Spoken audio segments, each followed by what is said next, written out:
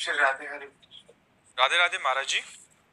महाराज जी, श्री जी की कृपा से मैं जिम चलाता हूँ जिसमें कई इंटरनेशनल प्लेयर भी प्रशिक्षण लेते हैं। महाराज जी, डेली 450-500 लोगों से मिलना होता है। महाराज जी, जब से मैंने आपकी शरण में आया हूँ, मैंने अंडा नॉन वेज का सेवन बंद कर दिया है। लेकिन जब क्लाइंट को डाइट बनाकर देनी होती है तो वो कई नॉन वेज की डिमांड करते हैं। क्या उनको डाइट बनाकर देना भी पाप है? मैंने जब अनुभव किया है कि जब से मैं नॉन वेज बंद किया है, मेरा उसमें कोई भी रिजल्ट एक जैसा ही आ रहा है। मतलब मेरे को वैसा ही लग रहा है जैसा। नहीं, आप ये बच्चा अच्छे से समझो कि अंडा और मांस, मछली आदि में जिनको ये भ्रम है कि इसमें शारीरिक शक्ति बढ़ती है, तो शारीरिक शक्ति का प्रधान कारण होता है मन का प्रसन्न रहना। आपका अगर मन प्रसन्न है ना, आह्लादित है ना, तो आप हर कष्ट सह सकते हैं, आप हर जगह विजय प्राप्त कर सकते हैं।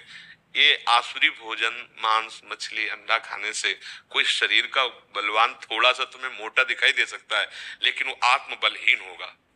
और बल होता है आत्मबल। शरीर बल ज्यादा काम नहीं करता है, आत्मबल काम करता है। देखो, पूर्व के ऋषि मुनि थे, हड्डी हड्डी शरीर में थी, और जहां खड़े हो जाते तो बड़े बड़े चक्रवर्ती सम्राट कांपते थे, क्योंकि आत्मबल संपन्न थे।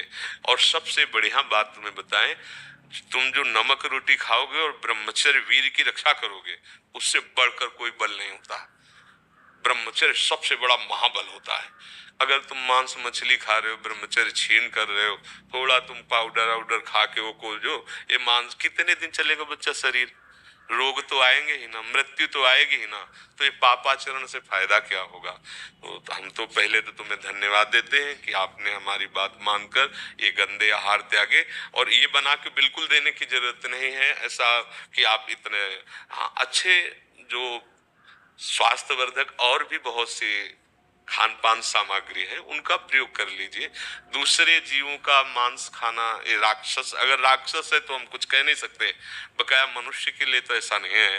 या तो हिंसक क्रूर कर्मा जीव वो होते जैसे सिंह आदि, उनका आहार ही है मांस खाना, या राक्षस, आसुरी राक्षस।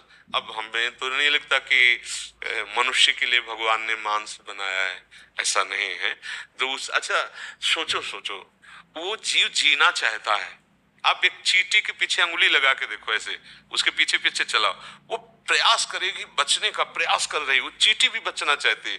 तो ये जितने भी जीवों की जो हत्या करके, मतलब आप नहीं खाते लेकिन आप सपोर्ट कर रहे हैं, तो फिर बात तो वही हो गई ना। कर्ता, प्रेरक, अनुमोदन, तीन को बराबर मिलता है दंड।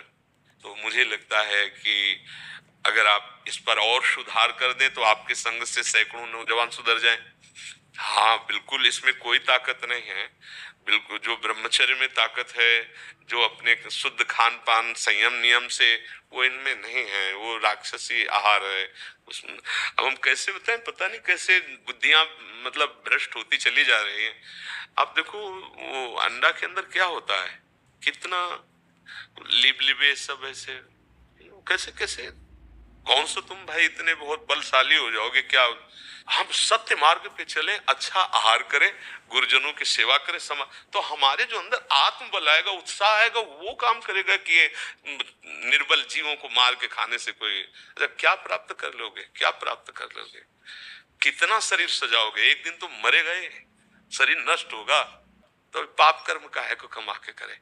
हम इसलिए कहते नमक रोटी खाओ, संयम से रहो, दूसरों की सेवा करो, भगवान का नाम जप करो। और ये मत सोचना कि अर्थ प्रधान जीवन होना चाहिए। अर्थ खुद तुम्हारे चरण चूमेगा। यदि हरि का आश्रय ले लिया ना, तो लक्ष्मी जी वही है हरि चरणों में। तो ये गंदे आचरणों का बढ़ावा देना तो ठीक नहीं है कि मांस मछली ये सब खा पी के भाई जिम में, ऐसा नहीं है। हाँ, बल बल जो है आत्मबल है, भगवान नाम बल है, भगवद आश्रय बल है। ऐसा कोई मांस खाने वाला अभी तक नहीं हुआ जितना भक्तों में बल देखा गया। किसी में भी काम को परास्त करके दिखा दे कोई भी मांस खाने वाला।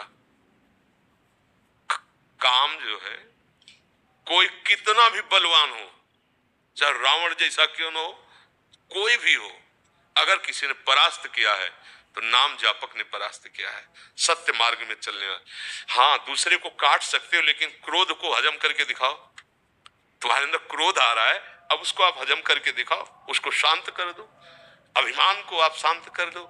ये है महाबल।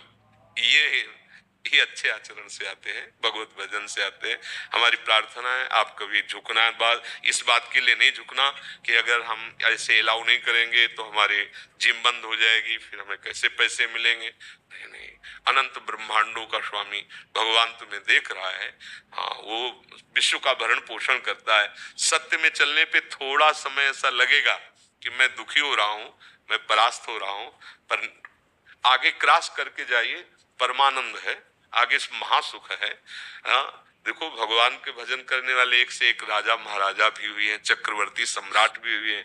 ऐसा कोई न सोचे कि भगवान का भजन करने वाला गरीब होता है, अधर्माचरण करे सोई धन प्राप्त होते हैं। ऐसा अधर्माचरण करने वाला 4 दिन का धनी दिखाई देगा, पर वो फ्यूज हो जाएगा।